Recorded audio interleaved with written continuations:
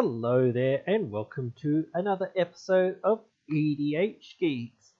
And here on this episode, we're talking about the differences between competitive and casual EDH, or casual Magic, or Commander, rather, sorry. I've said this in a couple of episodes here and there, sort of to a degree. I really think that when you're talking about what competitive is, it's a completely different format and it's a completely different mindset from casual. Um, but it's no less invalid to play either one. I like playing more casual-ish decks. I don't consider what I'm playing to be playing jank, because what I'm playing is focused deck. And I almost think that, to be honest, that Jank is a completely different format of Commander. I really think you've actually got to work quite hard to make a janky deck nowadays in Commander. I think if you're trying to build a janky deck, it is quite difficult because you start saying, oh, well, I won't include just staple cards like Soul Ring, Cultivate, Kadama's Reach, those sorts of things, or just even things that you would think a deck needs, like the basic things. Oh, this doesn't fit with my janky theme of ladies in pink hats or whatever it is, or men with beards, or you know Skull Tribal or whatever it is. So I'm not going to put it in like just the cards that actually draw you cards or ramp you or just remove things, like board wipes and single target removal and whatnot. But I do more want to focus on, I guess, I'm not, when I said my decks aren't janky or whatever, some of my decks are a little bit more underpowered, but they're still focused on what they're doing. So they can do powerful things. It's not like I'm sitting there and casting 5-mana 1/1s or whatever that don't really have any text. Like some skeletons or what have you, things like that. But if you're in a skeleton deck, then I think that's probably what you have to do to a degree, because there's probably not enough skeletons. I don't know specifically, but again, like I want to focus more on the whole concept of the difference between what casual is and what competitive is. And the thing is, there should be space. Again, I've said this a few times before, for both. There should be every level, and this is why I'm sort of, I guess, as well talking about jank. There should be room for jank, I think. But I do sometimes think that competitive should be, I guess, pushed out of EDH or Commander. I don't really like it, but that's not for me to decide. My opinion isn't the deciding factor, but this is just me. I think that if you're trying to be competitive, you should be in a constructed environment, because that's where you've got a 60 card deck and you can have 4 copies of something. Therefore you have more consistency. Plus, if you're saying, oh well, I can have 4 tutors and I can have 4 of this, so in the end I really have 8 copies of some cards or what have you, or even more copies of certain cards in my deck because I've got all these tutors as well. But then it starts becoming like, well, now my deck's 100 cards because I've got 4 Vampiric Tutor, and I've got 4 Diabolic Tutor, and 4 of Thassa's Oracle, and 4 of Mana Crypt. Well, you wouldn't have 4 Mana Crypt, but 4 Mana Drain and 4 Force of Will and what have you, all these things. And that just leads to it being legacy, but I just don't see that many people playing those older formats anymore. More people are playing Commander, and I think it's one of those things about Commander is so unique of a format that we have this huge diversity in the format where you have all these casual decks that are all playing, fairly fair things for the most part. I know that there's things that are in casual decks that are combos or that are just like big game winning plays, but usually it takes 7, 8, 9 mana and it takes 7, 8, 9, 10, 11, 12 turns or what have you for that thing to happen, and then it takes somebody not countering the thing that's happening, at that time for it to actually win the game. Whereas in CEDH, it's very mana efficient and everything's happening, within 1, 2, and 3 mana, and it's happening within 1, 2, 3, 4 turns ish usually, because what you've got is a bunch of tutors and you've got a bunch of combos that you're trying to tutor for, and a lot of counter spells and things like that to make sure you can protect your combo and just go off. And so these two formats are completely different, and the way you can sort of tell that they're two completely different formats is if you ever have the moment where somebody is playing a competitive deck against a bunch of other casual decks. You can just see that the cards and the CMC and the efficiency of the combo deck, if they get out and just combo on turn 3, 4, then the rest of the table's just never really done anything. They've just barely set up and sort of got their sort of quote unquote value engines and things like this started to be set up, and the combo deck or the competitive deck has already basically set up and just about won by this point.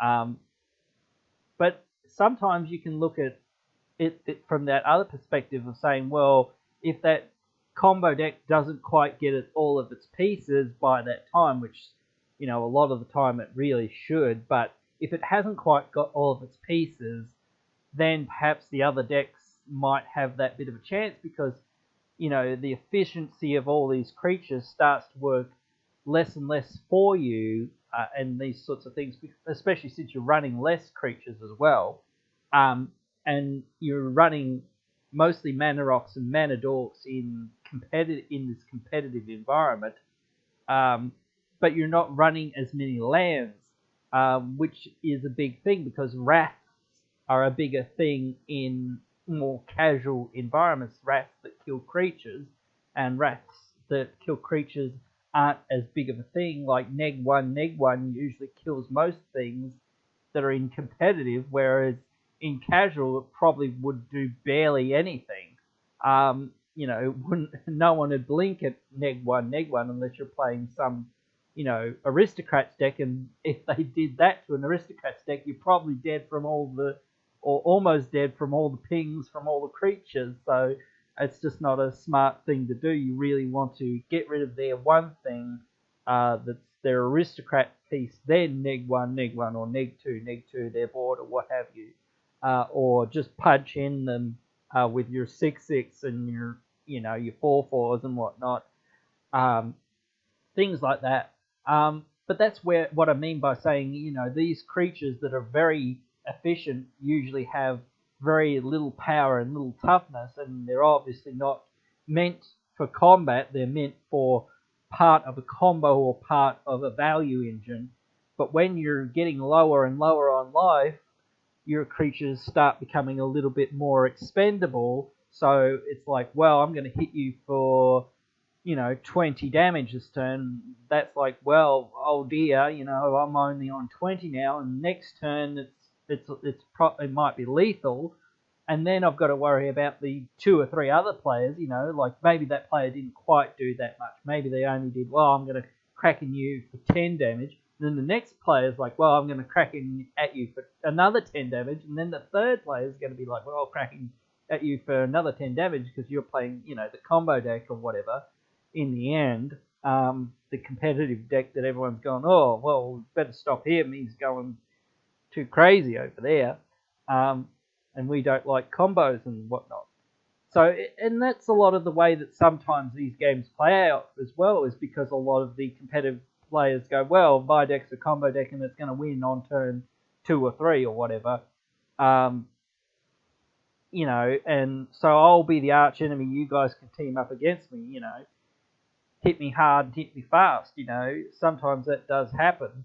But I do feel like these things don't happen like that much where this actually comes off that well, but it does happen here and there where the other decks can, you know, have a bit of a showing against the more competitive base deck. But if it happens where you get 2 or 3 other competitive decks and there's this casual deck coming in, it's like, well, you might as well just pack up your deck and not even try to play against these 4 other decks, because you're going to have no effect on the game that they're trying to play.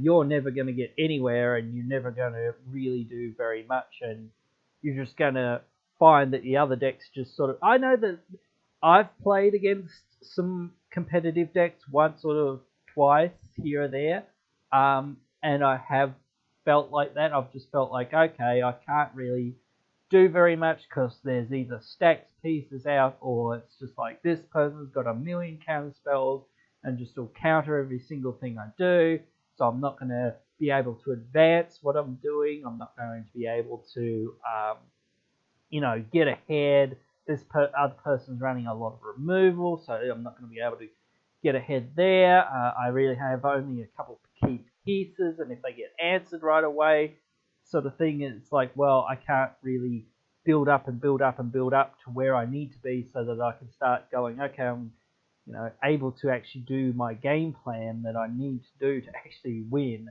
So, and a lot of people recognize that when you're in this format, it's like, well, that thing's got to go. It's got to be killed before it does anything, because otherwise it'll accrue too much. But then again, it's one of those things, I think, where that becomes too much of the norm, and I don't like that whole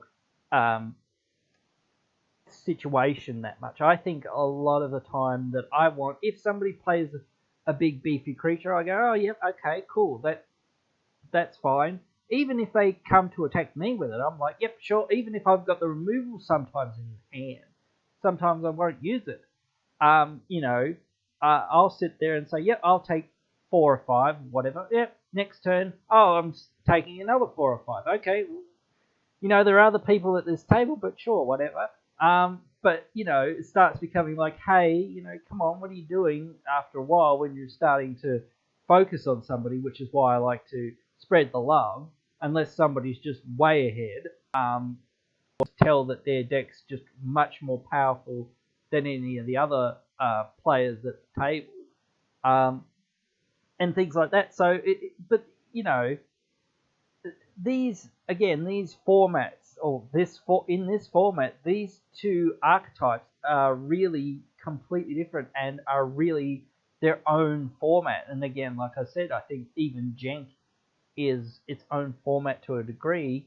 I think some people say, well, a lot of Vorthos sort of players play Jenk. I don't think that that's necessarily 100% true, but I think, of course, some people who prefer the story and prefer the vibe of something or whatever, prefer the lore of something, would tend to go, well, I don't care if this card's the most powerful card, which is cool, you know, like this whole thing this is part of what my deck's doing. And if I'm possibly building a theme deck, like if I'm building a Naruto theme deck or something like ninjas or whatever, or something else, or I'm building, you know, Star Wars, or I'm building, you know, Harry Potter, or I'm building something else, you know, then it does depend on what you're trying to do with your deck.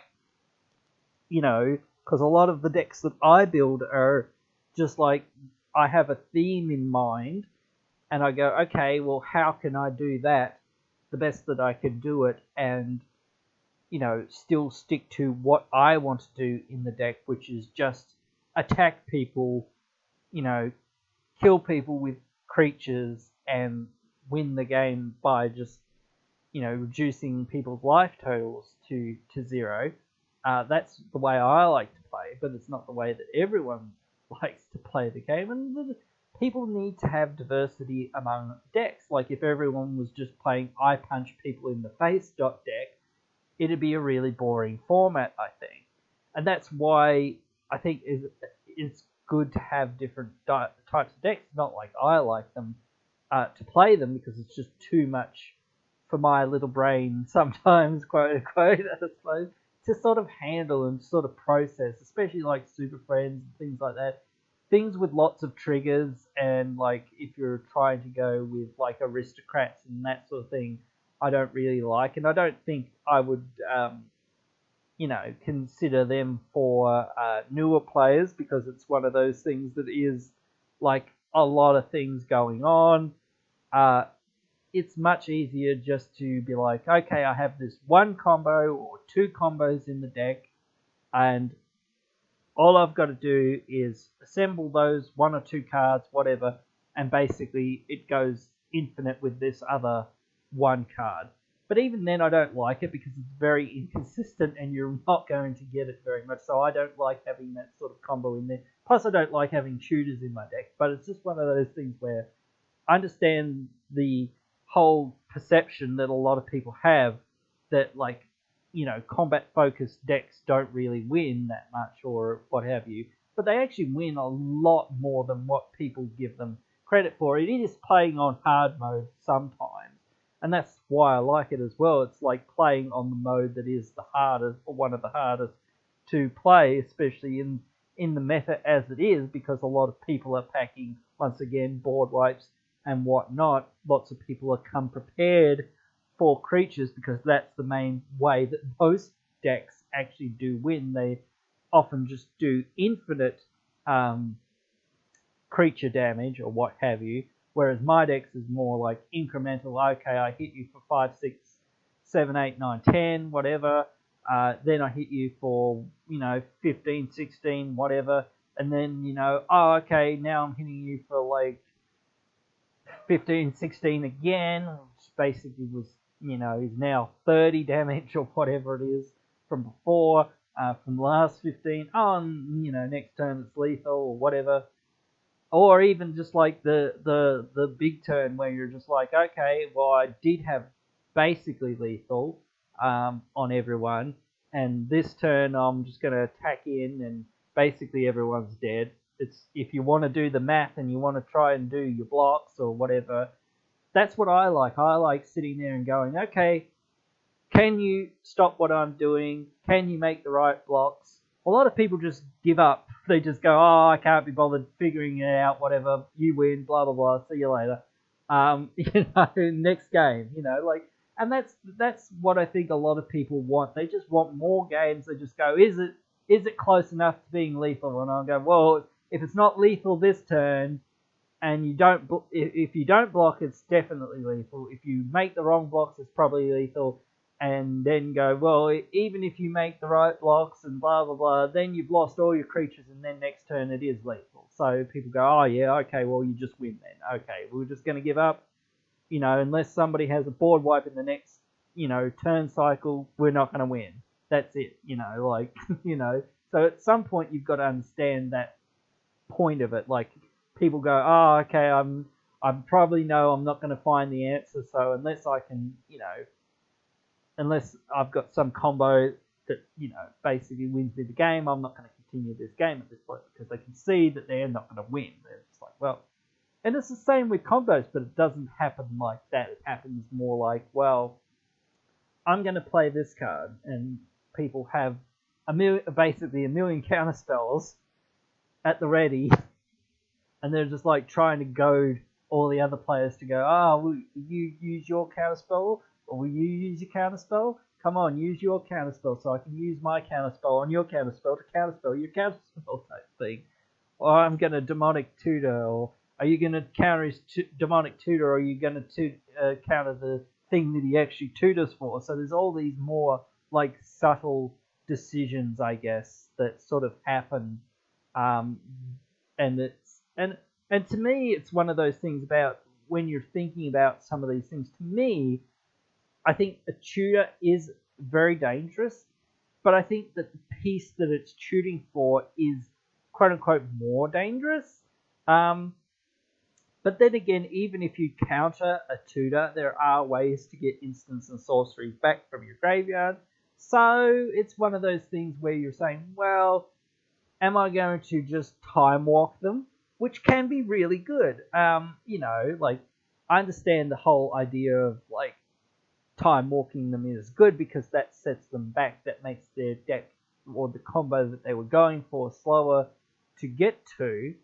But, I still don't really care about the tutor that much. I pay attention to the tutor because, of course, you're kind of going, okay, what did they tutor for? And if it's one of the lack ones, you'll never know basically until they play it. But or unless they actually accidentally tell you for no real apparent reason. But if it's one of the ones that actually reveals it, then you're like, oh, okay, I know that they've got X, Y, and Z, or X card from that tutor, either on the top of their library or into their hand. So once you know about a card, it's a little bit easier to play around it. I think in those formats, I do know that that's a little bit of a thing. But even when you know about a card, it's not always as simple as saying, well, I know they have Force of Will, or I know that they have, Thassa's Oracle, or I know they have Mana Crypt, or whatever. They probably wouldn't have Mana Crypt at that time, because by that time they would have cast it if it was in their hand. But if it was on the top, then of course that Mana Crypt's coming next turn. But I think the difference again in cards or card selection can be seen between like cards like Arcane Signet. Arcane Signet in casual is a great, signet. In competitive, I don't think anyone would look at Arcane Signet twice, or very little at all, because it's just too inefficient or too ineffective. It's not 0 mana, so, or it's not able to be as abusable as the 0 mana Mana Rocks. It doesn't go infinite like Basalt Monolith or Grim Monolith or whatever, things like this. You can't constantly untap it and do more shenanigans with it, things like that. So it's just one of the Mana Rocks that sort of format wouldn't play. And just like more slow based card draw cards and things like that, like Reconnaissance Mission or Garrick's Uprising, things like that. Those sort of cards wouldn't really be played. You play things like Rhystic Study and things that just net you card advantage, more easily, I guess, or net you more mana, like, Smothering Tithe is a great card as well, but it still is 4 mana. But when you pair it up with Wheels and things like this, it's so much more powerful. And certainly, again, like the wheels are a big thing in CEDH and that sort of thing. So when you're looking at these different formats, again, I will come back to this whole idea that competitive EDH is all about efficiency, and it's all about trying to get to the point as quickly as possible and trying to get there as efficiently and as repeatedly and whatever else as possible. A lot of the time you're comboing the same way, you're tutoring for the same win conditions, you're trying to find the same 5 or 6 pieces, you're using the same 5 or 6 counter spells, you're interacting with the same 5 or 6 counter spells or whatever, or combos and whatever from the other opponents and what have you. So a lot of it's very samey. So I know some people can consider like casual, like everyone sort of wins by Craterhoof Behemoth, or if you're on a budget, End-Raze Forerunners and things like that, or Overrun and effects like that, basically giving your creatures more power, or Infect is another big one, like Triumph of the Hordes, things like that. Just big finishes like that, or like end game-ending cards like Expropriate, um, things like that. I know that that's sort of like the thought process, but I think a lot of casual actually has become like when you start looking at the 65% style decks or the 75% style decks, a lot of what the deck's actually doing is between like 3 and 4 to 5 mana, mostly for the most part. And I think 6 and up drops are much, much smaller. Like 5 drops are still certainly much smaller than what your 3 and 4 drops are. And I think 3 and 4 is basically the sweet spot for casual decks, and basically 1 to 2 is basically the sweet spot for competitive decks. And you can also see this for like formats like Modern and things like that, and Vintage and whatnot. For the most part, a lot of cards that are CMC 3 or less are favoured much, much more in Modern, Vintage and Legacy, because they're just faster, they just are more efficient and just do a lot more within the time frame of what the game will actually take. Whereas in casual, you've got several turns to set up and just sort of play your value engines that will eventually pay you off for what you're trying to do. Whereas in competitive, you haven't got any of these sort of value engines as much. You've just got engines that will draw you cards or will effectively, find your combo, find what you're trying to do, and things like that. Just tutors that find what you need, and then just value cards like Rhystic Study and things like that that just sort of net you cards by virtue of people playing the game. So that's sort of where I look at what competitive is, and again, what casual is. Casual and competitive aren't able to mesh together. You can't play you really can't play casual and competitive together. You cannot mesh the two. They don't play well together, you know what I mean?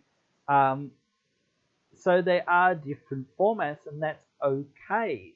It's okay for competitive to basically be its own thing, where a few people go, okay, we know we're going to play, these turn 2, turn 3 combo decks,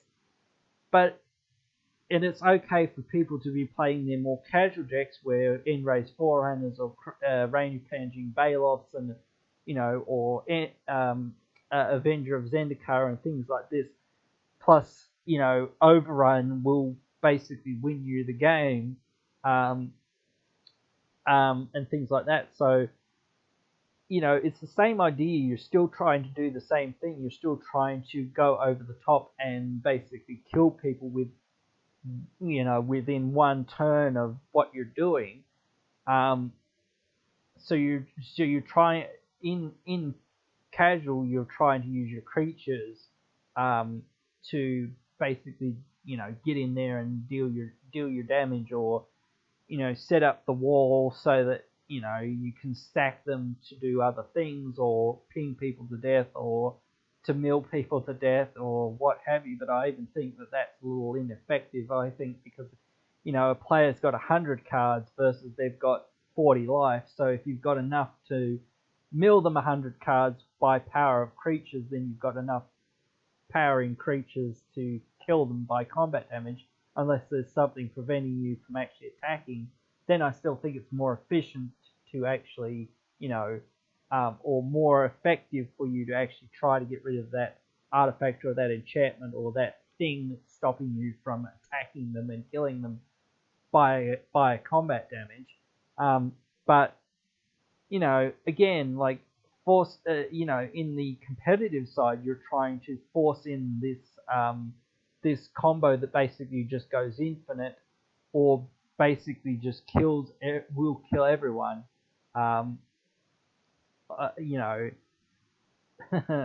very easily and very quickly and very cheaply. You're not setting it up so much. You're just on the board so much. You're setting it up in your hand so that you've got the cards in hand and you've got the protection in hand, so that once you're ready to go, you basically just put the 2 cards or the 3 cards that you need on the table and say, I'm going to cast this into this into this. Is anyone going to stop me? Because all these cards will mean that I combo and that I win. And plus I have all the counter spells in the world, of course, to back it all up. But anyway, that is what I've been discussing today. Competitive versus Commander. Competitive versus casual in Commander. And I hope you have enjoyed this little discussion. Do support us. Do help us out if you can. Our Patreon link is in the description. And you can also like, share, subscribe, do all the great YouTube things. And hope you will join